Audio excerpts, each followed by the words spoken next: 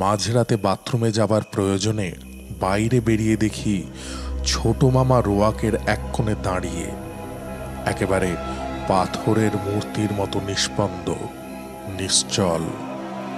আমি কাছে যেতেই আঙুল দিয়ে বাগানের দিকে দেখালো। যা দেখলাম তাতে আমার মাথা ঘুরে গেল। একটা গাছের ডালে মেজো মামা পা ঝুলিয়ে বসে। মেজো মামা মানে মুখটা মেজো মামার, কিন্তু দেহটা বিরাট। মাথাটা প্রায় গাছের মগ ডালে ঠেকেছে, পা দুটো মাটির অল্প উপরে।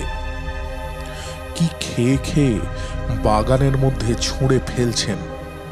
একটা ছিটকে এসে রোয়াকের ওপর পড়তে নিচু হয়ে দেখেই চমকে উঠলাম। ও শুনোর নিবেদনে আপনারা শুনছেন কয়েকটি বিখ্যাত অলৌকিক এবং অতিপ্রাকৃত গল্পের সম্ভার। আজকের গল্প হরিনারায়ণ চট্টোপাধ্যায় রচিত ভুতুড়ে কাণ্ড, প্রযোজনায় অরেঞ্জ পাবলিশার্স। যে কাজ যুক্তি দিয়ে বোঝানো যায় না, কিংবা যে কাজ আশ্চর্যজনকভাবে ঘটে যায়, তাকে আমরা বলি ভুতুড়ে কাণ্ড। আবার ভূতেরা নিজে যে কাজ করে তাকে তো ভুতুড়ে কাণ্ড বলেই। আমাদের পরিবারে এমনি এক ভুতুড়ে কাণ্ড ঘটেছিল। পরীক্ষা দিয়ে মামার বাড়ি বেড়াতে গেছি। দিদিমা আর মামাদের আদরের সঙ্গে প্রচুর আম, জাম, জামরুল খাচ্ছি। তোফা আনন্দে সময় কাটাচ্ছি। আমার 3 মামা। বড় মামা রেল অফিসে কাজ করতেন। বউ ছেলে মেয়ে নিয়ে শহরের বাসা বাড়িতে থাকতেন। মাসে একবার বাড়িতে আসতেন। তিনি মেজো মামাকে তাঁরই অফিসে চাকরি করে দেবার কথা বলেছিলেন, কিন্তু মেজো মামা রাজি হননি। ছেলেবেলা থেকে মেজো মামা একটু ভিন্ন প্রকৃতির, সব ব্যাপারেই বেপরোয়া। তিনি বলেছিলেন, এই চাকরি বাকরি আমার ধাতে পোষাবে না, আমি স্বাধীন ব্যবসা করব। তা মেজো মামা স্বাধীন ব্যবসাই শুরু করেছিলেন। 5 মাইল দূরের মাছের ভেড়ি থেকে মাছ কিনে গঞ্জের হাটে ব্যাপারীদের কাছে সেই মাছ বিক্রি করা। পরিশ্রমের কাজ, কিন্তু ভালো টাকাই হাতে থাকত। ছোট মামা কিছু করত না। মামাদের চাষবাসের জমি দেখত, আর অবসর সময় জাল দিয়ে পাখি ধরত। কাঠি দিয়ে খাঁচা তৈরি করত, আর তাতে পাখিগুলোকে রাখত। তবে বেশি দিন নয়, হঠাৎ একদিন খাঁচার দরজা খুলে পাখিগুলোকে উড়িয়ে দিত। 1 নম্বরের খেয়ালি লোক। আমাদের গল্প অবশ্য মেজো মামাকে নিয়ে। গল্পই বা বলি কেন, একেবারে আমার চোখে দেখা ঘটনা। মেজো মামা খুব ভোরে উঠে সাইকেলে রওনা হয়ে যেতেন। খুব ভোরে, তখন ভালো করে আলো ফুটত না। রাস্তাটা অনেকটা পাকা নয়, মানুষের পায়ে পায়ে চলা সরু একটু রেখা। বেশ কিছুটা যাবার পর ইউনিয়ন বোর্ডের পাকা রাস্তা। একদিন ভোরেই আকাশ মেঘাচ্ছন্ন, থেকে থেকে বিদ্যুতের ঝিলিক আর মেঘের গর্জন। বোঝা যাচ্ছে একটু পরেই ঝড় জল শুরু হবে।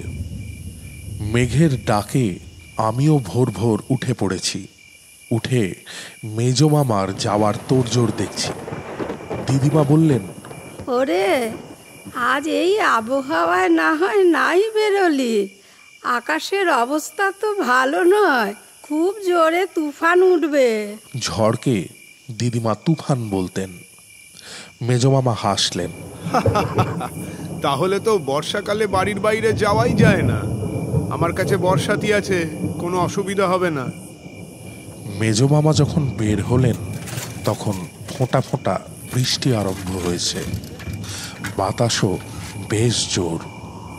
8 ঘন্টার মধ্যে দারুণ ঝড় উঠল। চারিদিক অন্ধকার, বাজের শব্দে কান পাতা দেয়। সেই সঙ্গে তুমুল বর্ষণ।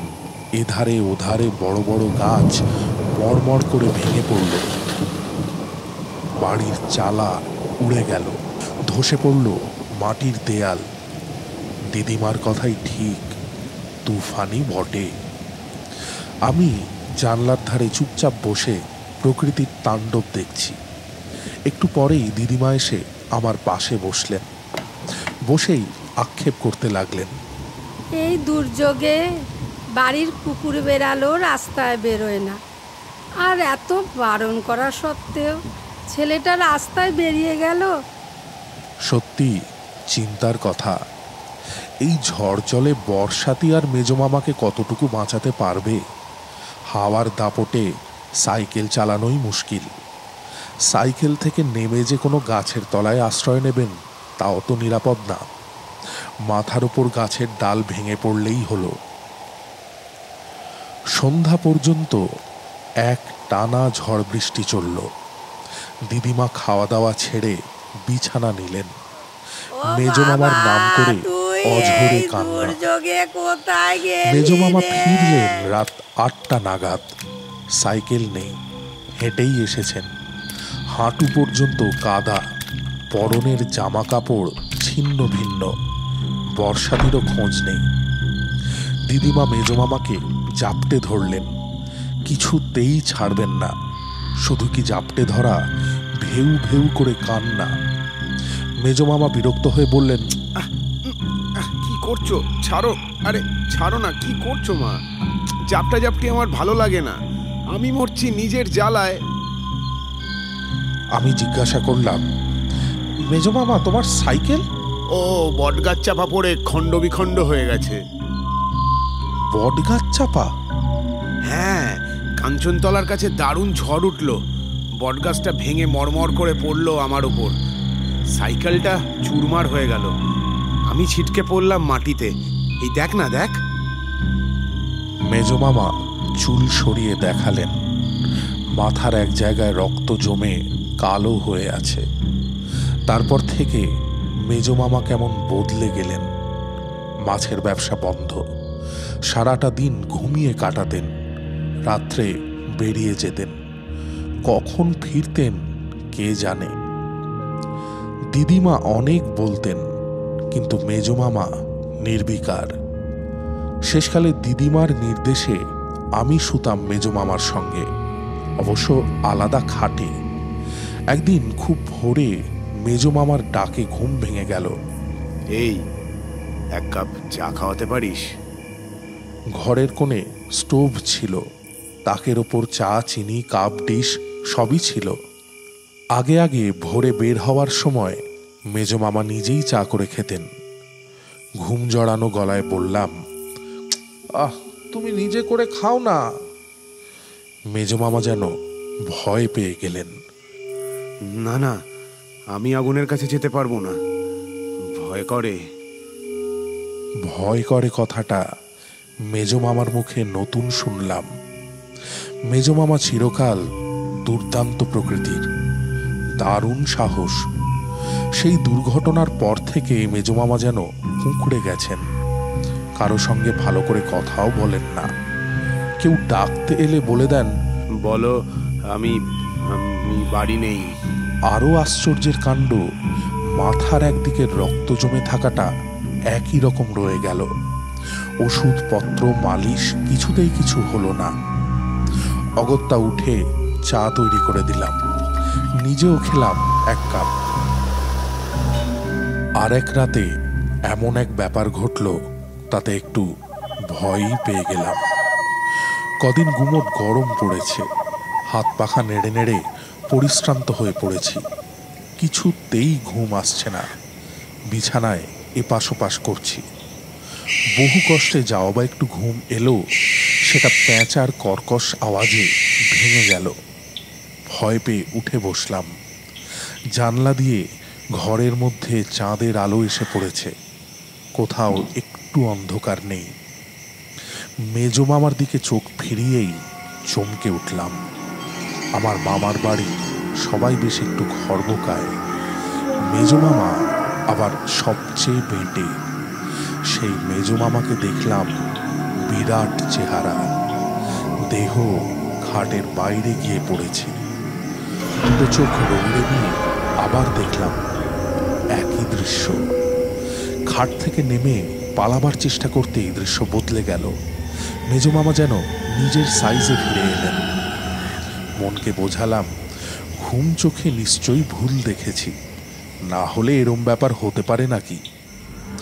এ কথা কাউকে কোনো দিন বলিনি, জানি কেউ বিশ্বাস করবে না, কিন্তু পরে যা ব্যাপার ঘটল তাতে আমি রীতিমতো ঘাবড়ে গেলাম।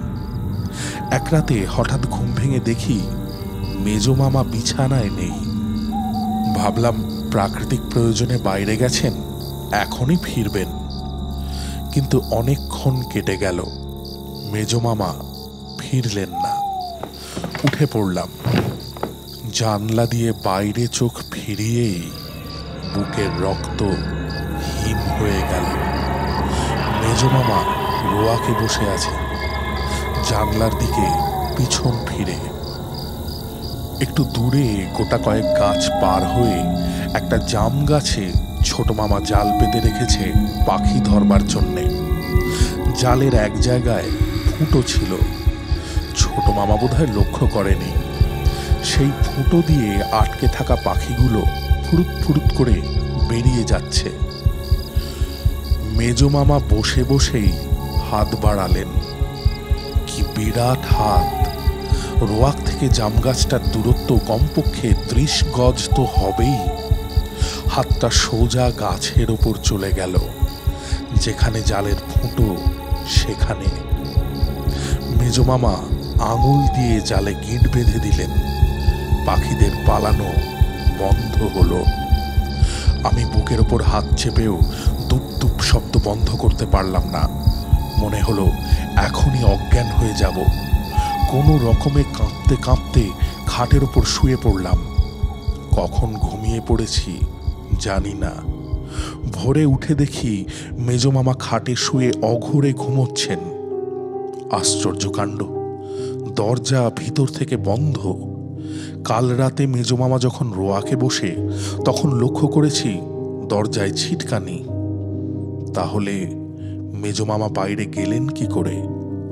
বন্ধ দরজা দিয়ে ঘরের মধ্যেই বা কি করে ঢুকলেন? ঠিক করে ফেললাম আর মামার বাড়ি নয়, কোনো একটা আছিলায় বাড়ি পালাবো। এটাও কি চোখের ভুল?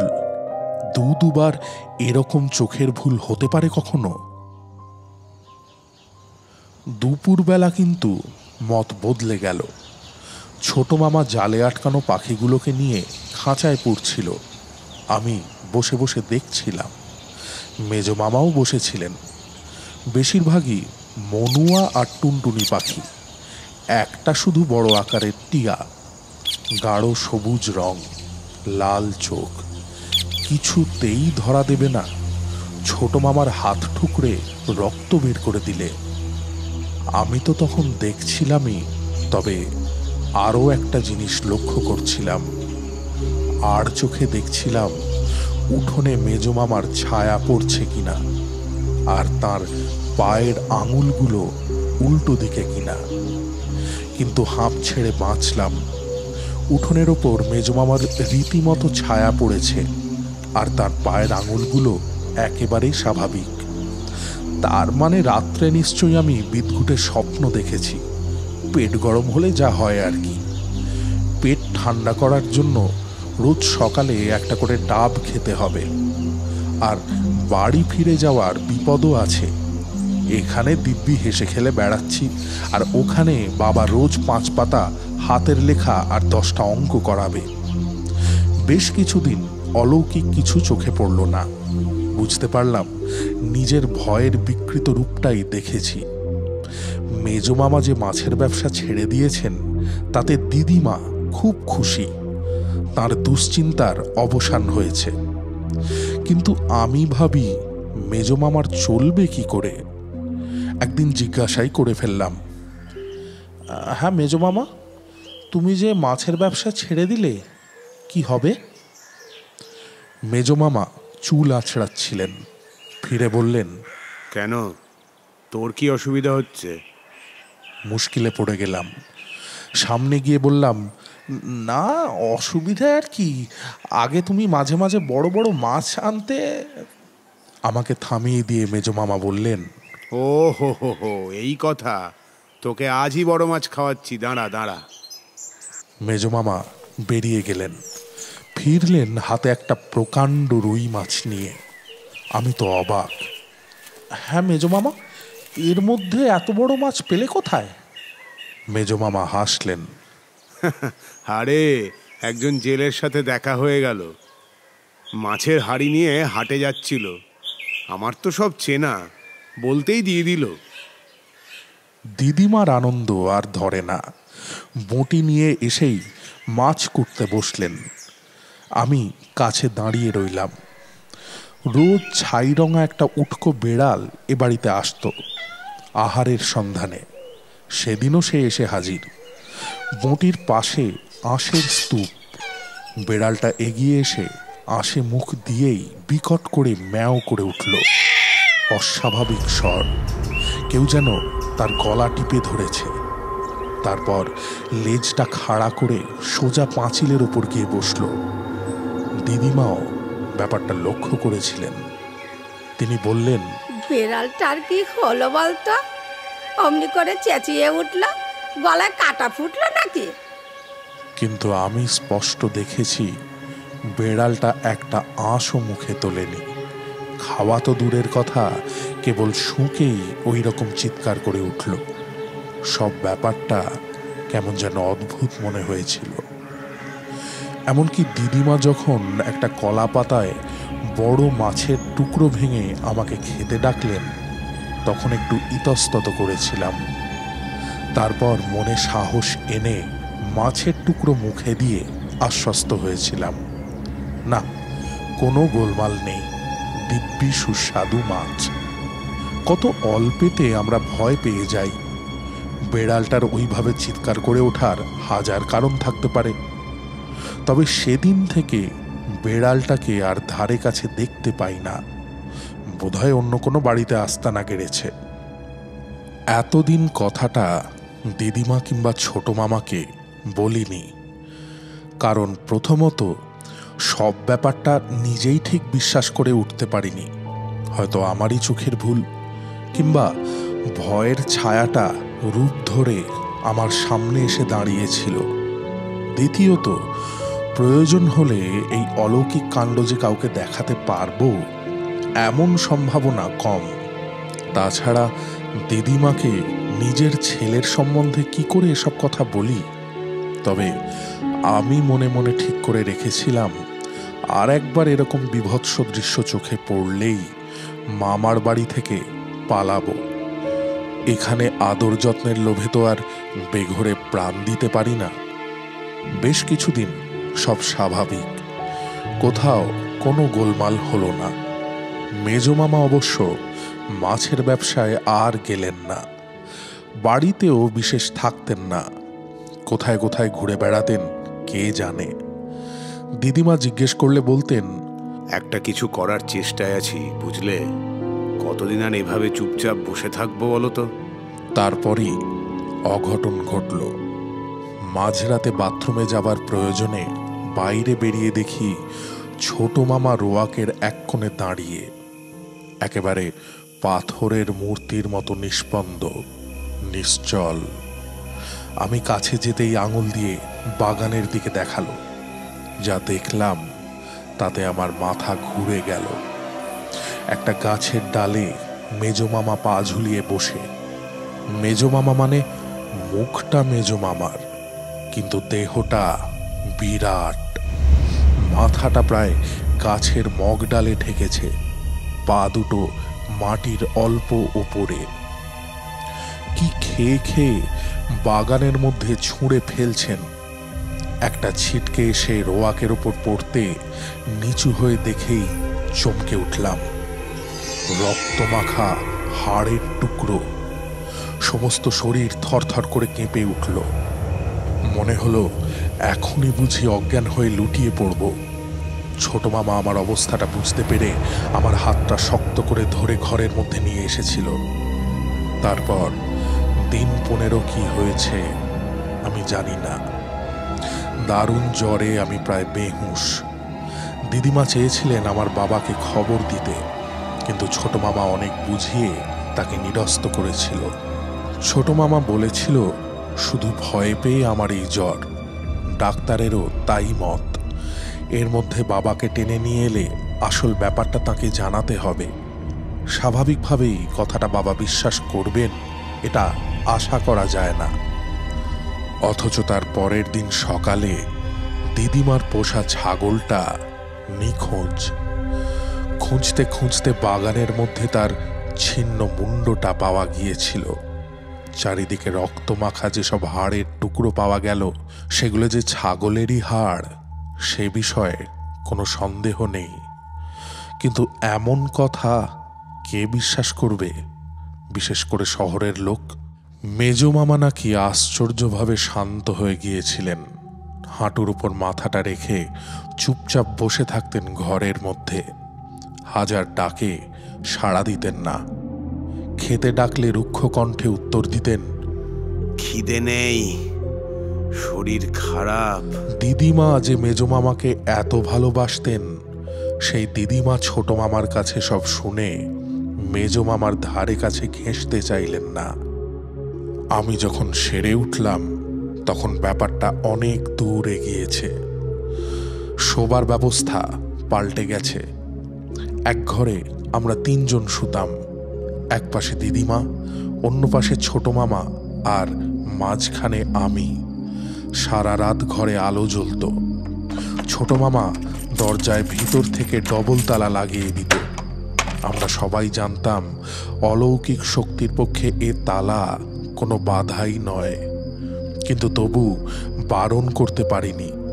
ছোট মামা আর আমি ওই দৃশ্য দেখার পর আমি আগে যা দেখেছি সব দিদিমা আর ছোট মামাকে বলেছি।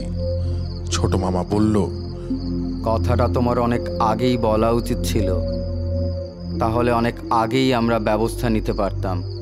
কি ব্যবস্থা নেওয়া হবে তাও ছোট মামা বলল। বদনপুর এখান থেকে 2.5 মাইল। সেখানকার ভৈরব রোজা খুবই বিখ্যাত। তার খড়মের আওয়াজে ভূতপ্রেত থরথর করে কাঁপে।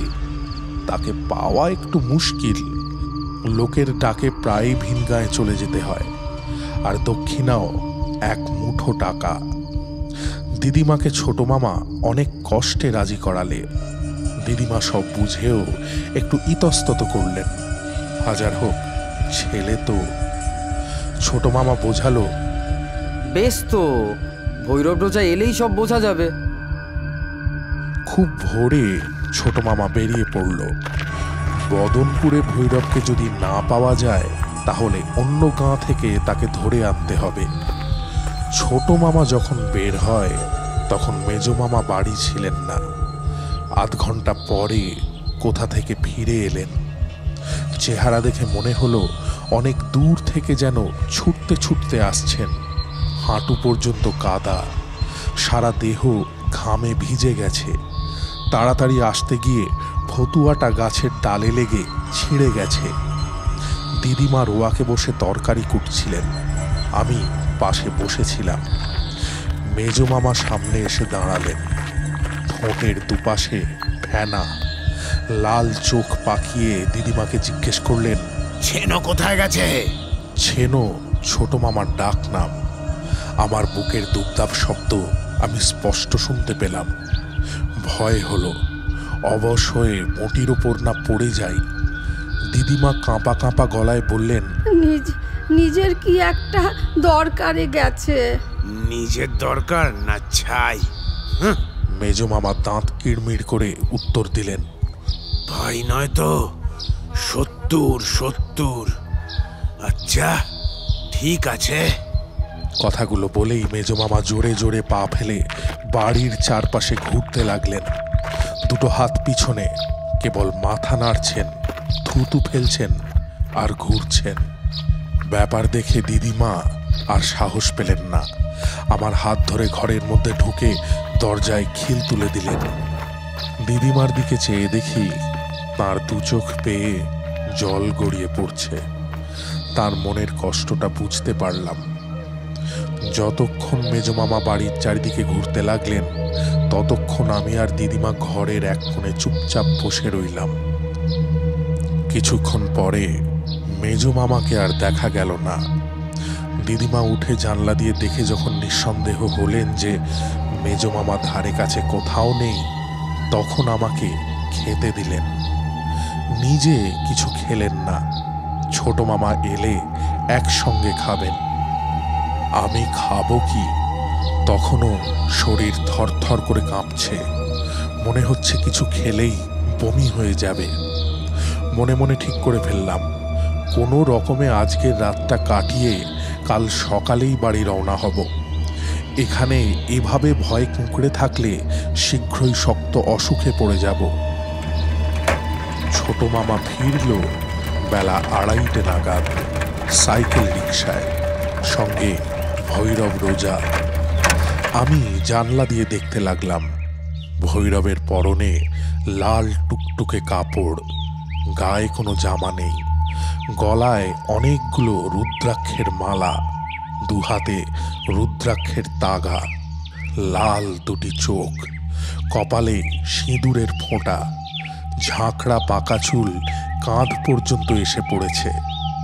ভৈরব নেমে ঢুকতে গিয়েই থমকে দাঁড়িয়ে পড়ল। বাতাসে কি যেন শুঁকল। তারপর ছোট মামার দিকে ফিরে বলল, কেউ গৃহবন্ধন করেছে। ছোট মামা অবাক। গৃহবন্ধন? সেটা আবার কি?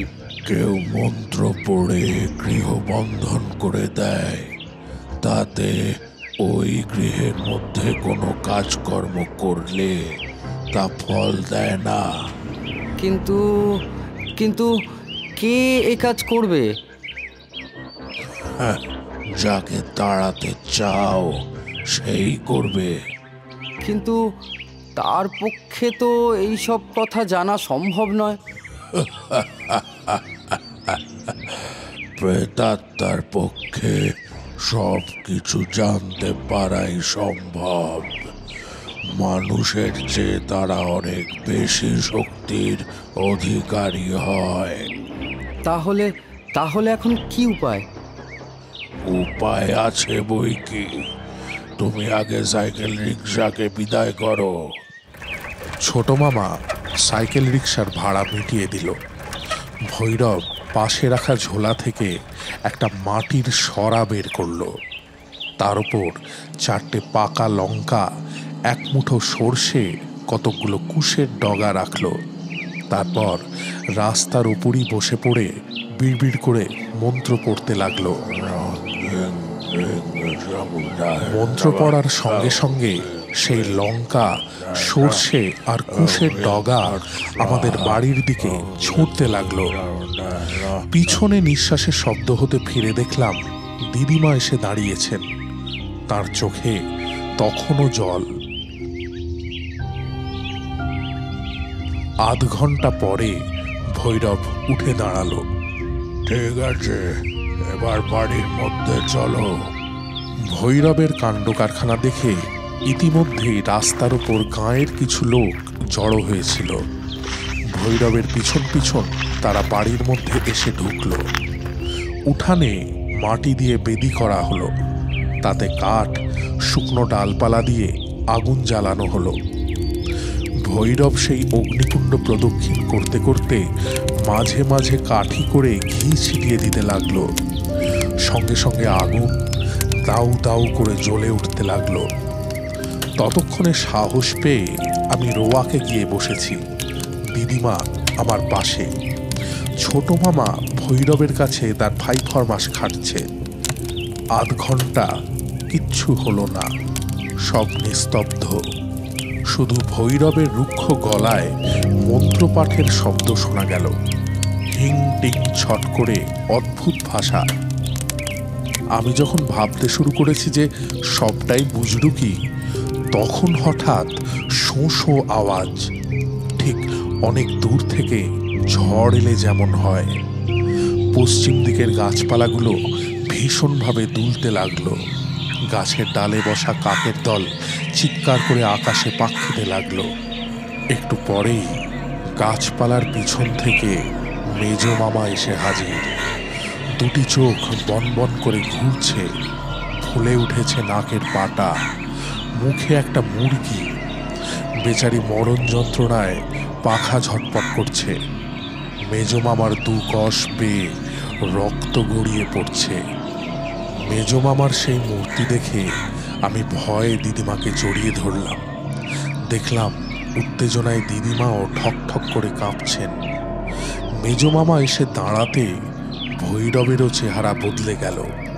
সে আরো জোরে জোরে মন্ত্র পড়তে লাগলো।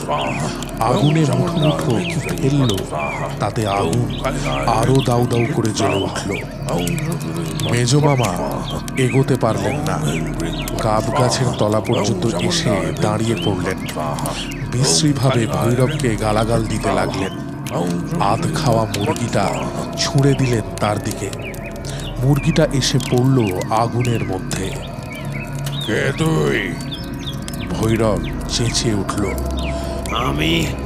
আমি দয়াল বাড়ুজ্জে। মেজ মামা আরো জোরে চিৎকার করে বললেন, না, তুই দয়াল নস। ঠিক করে বল, কে তুই? দয়াল বাড়ুজ্জে মেজ মামার নাম, ডাক নাম টোনা। বলবো না।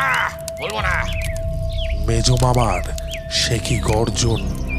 ঠোঁটের দুপাশে ফেনা এসে জমল। বলবি না?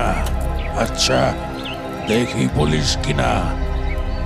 ভৈরব পাশে পড়ে থাকা ঝাঁটাটা তুলে নিয়ে ঘটের ওপর মারতে লাগলো। সঙ্গে সঙ্গে মেজ মামা আর্তনাদ করে উঠল। মনে হলো ঝাঁটার প্রত্যেকটি ঘা যেন তারই দেহে পড়ছে।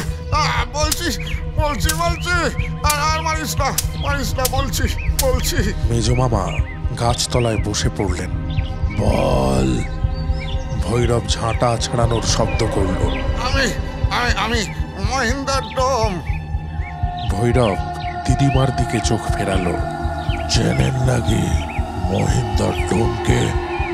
দিদিমা একটু ভেবে নিয়ে বললেন, আমি দেখিনি বাবা, তবে বাবার মুখে শুনেছি মহিন্দার পুজোতে ঢাক বাজাতো। আর বিষয় সম্পত্তি নিয়ে শরিকদের সঙ্গে ঝামেলা হওয়াতে তারা পেছন দিক থেকে মাথায় লাঠির বাড়ি মেরে লোকটাকে শেষ করে দিল গো। মেজ মামা আর বলবো না, মহিন্দরই বলি। মহিন্দর সব চুপচাপ শুনল। দিদিমার কথা শেষ হতে বলল, মা ঠাকুরন ঠিক বলেছে, শিবে আমার মাথায় লাঠি মেরেছিল। আমিও শোধ নিয়েছি। শিবের গোষ্ঠীর ঘাড় মোটকে পগাড়ে ফেলে দিয়েছি। ওর বংশে পাটি দিতে আর কেউ নাই। এই, তুই দয়ালের দেহে এলি কি করে? সেদিন খুব ঝড় ঝড়ের রাত্রিরে সাইকেল চালিয়ে বট গাছের তলা দিয়ে যাচ্ছিল। ওটাই আমার আস্তানা। সেদিন একটা মোটা ডাল ভেঙে পড়ল ওর মাথায়। ব্যাস দয়াল খতম। ও সাইকেল চিরে চ্যাপটা। আমি দেখলাম এমন সুযোগ আর পাবো না। অমাবস্যায় বামুনের মরা। অনেক বছর দেহহীন হয়ে ঘুরে বেড়াচ্ছি। সুরসুর করে ঢুকে পড়লাম। এ দেহ তোকে ছাড়তে হবে। মাথা খারাপ নাকি? আমি এ দেহ ছাড়বো না। তবে রে। আবার ঘটের ওপর ঝাঁটার আছড়ানি। মাটির ওপর গড়াগড়ি দিয়ে মহিন্দর যন্ত্রণায় কাতরাতে লাগলো। একটু পরে বলল, যাবো, আর মারিস না। কি করে বুঝবো তুই গেছিস? কি করতে হবে বল। ভৈরব এদিক ওদিক দেখল। উঠোনের একপাশে মরচে ধরা একটা বর্গা পড়েছিল। সেই দিকে আঙুল দেখিয়ে ভৈরব বলল, এই, ওটা দাঁতে করে তুলে নিয়ে যেতে হবে। আর একটা কথা, বল। গা থেকে 50 মাইল দূরে চলে যেতে হবে। ঠিক আছে, কাসন্তিপুরের শ্মশানে আস্তানা গাড়বো। আর এদিকে আর আসবো না। যা তবে। লোহার ভারী বর্গা যেটা তুলতে অন্তত জনচারেক লোকের দরকার, সেটা মহিন্দর অবলীলাক্রমে দাঁতে করে তুলে নিল। আবার সেই ঝোড়ো হাওয়া, গাছপালার মধ্যে দিয়ে বর্গা নক্ষত্র বেগে কোথায় অদৃশ্য হয়ে গেল। এদিকে নজর পড়তে দেখলাম মেজ মামার প্রাণহীন দেহটা গাব গাছ তলায় পড়ে আছে। দেহ থেকে বিশ্রী পচা গন্ধ বের হচ্ছে। ভৈরব বলল, এখনই দেহটা সৎকারের ব্যবস্থা করো, অনেক দিনের বাসি মরা। দুম করে একটা শব্দ, দিদিমা অজ্ঞান হয়ে রোয়াকের উপর ঢলে পড়লেন। এসব অনেক দিনের কথা। দিদিমা কবে মারা গেছেন, মামারাও কেউ বেঁচে নেই। মামাতো ভাই বোনেরা কে কোথায় ছিটকে পড়েছে খবর রাখি না। আমারও বেশ বয়স হয়েছে। খুব ঝড় জল শুরু হলে সব ঘটনাটা চোখের সামনে ভেসে ওঠে। মাঝে মাঝে মনে হয়, সত্যি কি এসব অবিশ্বাস্য ব্যাপার ঘটেছিল? কিন্তু চোখের সামনে দেখা সবকিছু অস্বীকারই বা করি কি করে? ও শুনোর নিবেদনে আপনারা শুনলেন আজকের গল্প হরিনারায়ণ চট্টোপাধ্যায় রচিত ভুতুড়ে কাণ্ড। পাঠে মালবিকা, সাম্য, রক্তিম, অরিন্দম, অভিজিৎ। প্রযোজনায় অরেঞ্জ পাবলিশার্স। শব্দ সংযোজন, আবহ এবং পোস্টার ই ফ্ল্যাট স্টুডিও।